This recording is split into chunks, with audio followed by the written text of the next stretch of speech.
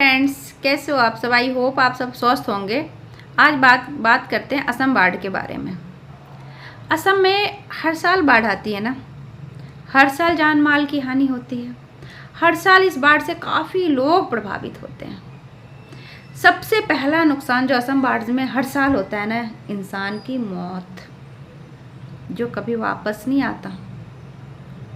सबसे दुखदाई जो काम होता है ना, इंसान की मौत। दूसरा दुखदाई, ये भी बहुत बड़ा दुख है कि जो इस बाढ़ से प्रभावित होते हैं ना, उनकी रोजी रोटी चली जाती है। तीसरा दुख, जो किसान है, जो खेती करते हैं, उनके फसलों का नुकसान। इस साल तो फसल का नुकसान होता ही होता है, नेक्स्ट ईयर के लिए भी खेत खराब हो जाता है। उसमें रेत बाढ़ से जो पानी वगैरह जो आती है, उसके थ्रू जो रेत वगैरह मिट्टी में मिक्स हो जाते हैं, इस वजह से खेती सही नहीं होती। चौथा नुकसान, जो पशुपालन करते हैं, जो पशु पे ही निर्भर है, उनके पशु भी ख़त्म हो जाते हैं, इनमें बह जाते हैं, खो जाते हैं, बहुत कुछ हो जाता है। पांचवा नुकसान, घर से बेघर हो जाते हैं। ये सारे नुकसान बहुत बड़े बड़े हैं, जिनमें से पहला नुकसान तो कभी आ ही नहीं सकता, जिसका इंसान इस साल 68 लोगों की जो जान गई है ना, वो 68 लोग कभी वापस नहीं आएंगे। और जो आगे का 4 नुकसान है ना, पहला नुकसान कभी वो इंसान वापस नहीं आएगा।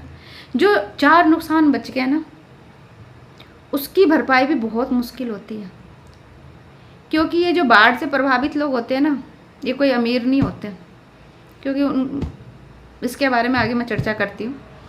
जो बाढ़ से प्रभावित लोग होते हैं वो कोई बेचारे गरीब लोग ही होते हैं या मिडिल क्लास होते हैं। और एक गरीब तो आप छोड़ ही दो, आज के टाइम में महंगाई इतनी है ना कि एक मिडिल क्लास फैमिली भी ना एक एक चीज़ बहुत मुश्किल से जोड़ता है।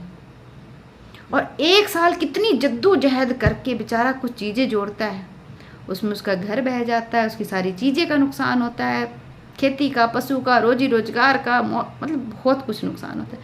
फिर वो बंदा एक साल फिर मेहनत करता है फुल, फिर अपने आप को थोड़ा स्टैंड करता है, फिर बाढ़ आती है, फिर उसकी हानि होती है। आगे वो बेचारा गरीब है, मिडिल क्लास है, और इससे प्रभावित होकर वो वहीं का वहीं रह जाता है। ऐसे कब तक वो बेचारे रहेंगे। ये बीमारी इतनी बड़ी बाढ़ की बीमारी है, इसका कोई इलाज नहीं है, लाइलाज है, बताइए। और इसका इलाज होता, सरकार इलाज करती है, लेकिन पता नहीं इसका पूरा पक्का इलाज क्यों नहीं हो पाता। मुझे तो ये नहीं समझ में आता है। मुझे इतनी नॉलेज नहीं है, ना इतनी जानकारी है, लेकिन मुझे इतना ज़रूर पता है कि ये बाढ़ अगर किसी सरकारी क्षेत्र के इलाकों में होता, सरकारी कर्मचारी के इलाकों में, या फिर किसी पैसे वाले के इलाके में होता, तो इसका पक्का इलाज होना था। ये बाढ़ से जो भी प्रभावित इलाका होता होगा, उसमें गरीब लोग या मिडिल क्लास लोग होते होंगे, इसलिए इसका पक्का इलाज नहीं है। बस यही कारण है। अगर किसी सरकारी कर्मचारी, अगर किसी पैसे वाले के पास ये इलाका प्रभावित होता इससे, तो इसका इलाज हो जाता, क्योंकि पैसा है, अब तो सब कुछ है। सरकार भी उसी का काम करती है।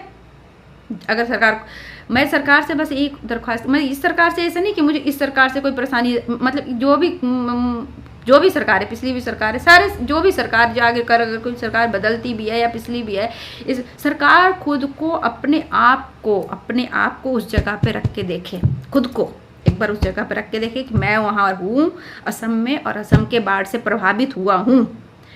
फिर उस चीज़ को महसूस करे सरकार, फिर इसका इलाज हो जाएगा पब्लिक।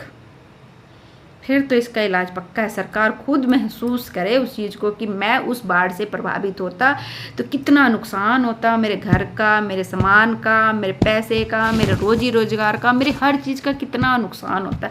सरकार इस चीज़ को खुद को रख के वहाँ पर, अपने आप को वहाँ पर रख के देखे, फिर इसका इलाज पक्का है। मुझे इतना पता है। या पक्का तो चलो ना हो कहीं, लेकिन इतने हद तक हो सके कि लोगों की जान ना जाए और उनके जान माल की हानि ना हो, उनका रोजी रोजगार का नुकसान ना हो, नॉर्मल, मतलब कम से कम इतना हो सके। बस मेरी सरकार से यही दरख्वास्त है, यही प्रार्थना है। अगर मेरी आवाज़ को आप इतना ज़्यादा लोगों तक भेजें, आप सबसे रिक्वेस्ट है फैमिली, आप सबसे रिक्वेस्ट है फ्रेंड्स, कि आप मेरी आवाज़ को इतना ज़्यादा भेजें कि अगर थोड़ा सा कहीं तक मेरी आवाज़ पहुँचे, बस इतना पहुँचे कि खुद अपने आप को रख के वहाँ पर देखा जाए, फिर इसका इलाज पक्का है। कि अगर मैं होता उस बाढ़ इलाके में तो क्या होता मेरे साथ, मैं कैसा महसूस करता, फिर इसका इलाज हो जाएगा। कुछ तो दया करो। वो भी इंसान ही है बेचारे, बड़े मुश्किल से खड़े होते होंगे, फिर उसी में पीछे चले जाते होंगे। अगर फ्रेंड्स आप सबको मेरी ये वीडियो अच्छी लगी हो तो प्लीज़ मेरे चैनल को लाइक शेयर और सब्सक्राइब करें। Thank you.